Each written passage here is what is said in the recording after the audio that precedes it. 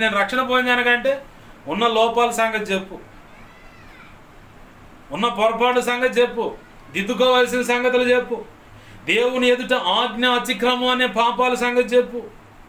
ఏ పొరపాట్లు ఉన్నాయో అవన్నీ దేవుని ఎదుట ఒప్పుకున్నప్పుడు ఖచ్చితంగా సమాధానం ఇస్తాడు.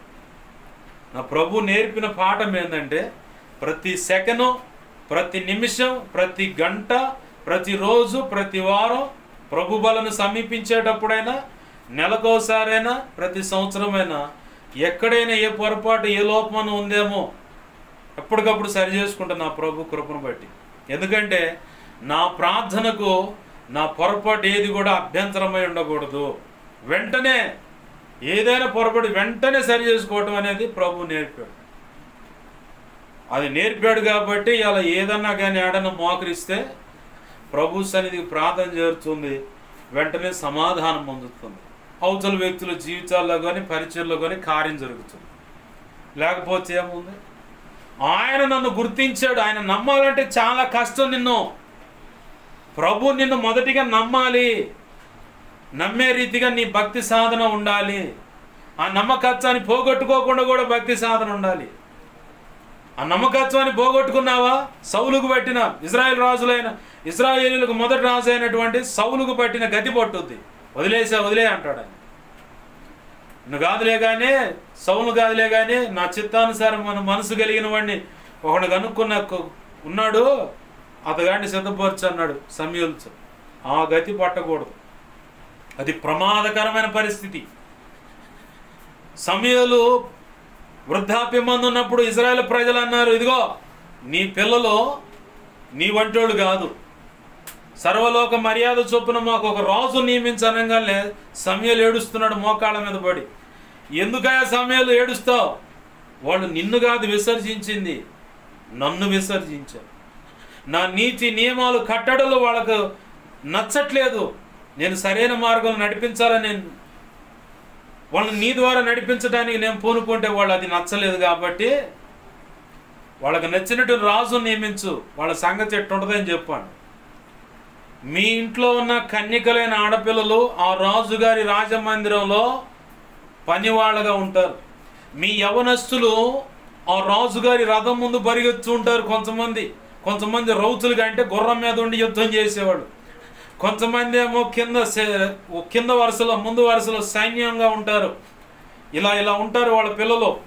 అన్ని కట్టడలు చెప్పు, వాళ్ళు అడిగినట్టే రాజు నియమించు, నువ్వు మటుకు వాళ్ళ గురించి బాధపడమా. అంటే వాళ్ళు వదిలేసే, ఇక వాళ్ళు నా పరిపాలన ఒప్పుకోవట్లేదు, నేనే నచ్చట్లేదు కాబట్టి వాళ్ళు అట్టపోయారు. నువ్వెందుకు బాధపడతావు సమూయేలు అన్నాడు. అంటే దేవుడే ఒక వ్యక్తిని లేదా ఒక కుటుంబాన్ని, ఒక సంఘాన్ని, ఒక సేవని పక్కన పెట్టే పరిస్థితి దాకా మనం తెచ్చుకున్నామంటే నిత్య నరకానికి డోరుకు దగ్గరలో ఉన్నామని అర్థం. నిత్య నరకానికి ఆ డోరు దగ్గరలో ఉన్నామని అర్థం.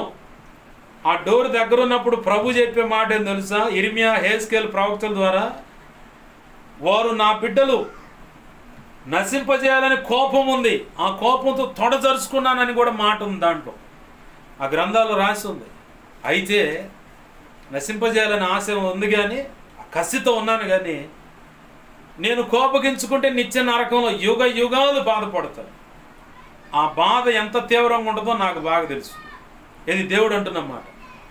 ఎంత తీవ్రంగా ఉంటుందో అది నాకు బాగా తెలుసు. కాబట్టి వాళ్ళతో నువ్వు చెప్పు, వారి పూర్ణ హృదయంతో కన్నీరు విడిచి, పూర్ణ బలంతో, పూర్ణ వివేకంతో, పూర్ణ మనస్సుతో, హృదయంతో కన్నీరు విడిచి నా వైపు తిరిగినట్లయితే, యోవేలు ప్రవక్త ఒక మాట రాస్తుంది, ఇప్పుడు మీ హృదయాలను చింపుకొని, వాస్తవానికి బట్టలు చింపుకుంటారు. ఇట్లా దేవునికి వ్యతిరేకంగా బ్రతికిన వాళ్ళ విషయంలో దేవుడు చెబుతున్న మాట, ఇప్పుడు మీ హృదయాలను చింపుకొని కన్నీరు విడిచి నా వైపు తిరిగి నన్ను వెతికిన ఎడలని నేను మీకు దొరికేదను అన్నాడు. ఆమేన్, హల్లెలూయా. దేవునికి వ్యతిరేకంగా బ్రతికే వాళ్లకు దేవుడు ఇస్తున్న చివరి అవకాశం ఇది.